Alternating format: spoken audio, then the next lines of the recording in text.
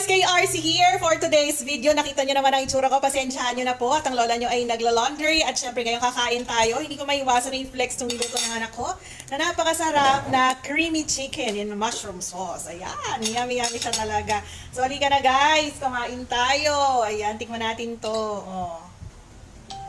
Grabe. First time niya nagluto. Yesterday, flex ko rin yung niluto niya. Sweet and sour na fish fillet. Ngayon naman, chicken naman tayo at tikman natin siya. Ang sarap niya guys. Kasabihin nyo, hindi ko pa natitikman, masarap na. Itikman ko to habang niluluto kanina. At ayan nga guys. Ngayon naman, napaka-yummy niya. Meron siya mushroom and the nestle cream. Oh, look at this guys. Oh. Let's go. Ipapray muna ako. Amen. At ito na guys. Oh ha, moment of truth. Harap.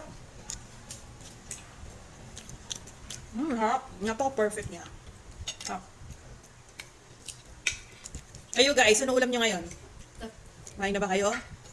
Baka hindi pa kayo kumakain doon, pwede nyo itong lutuin. Napakasimple lamang niyang gawin.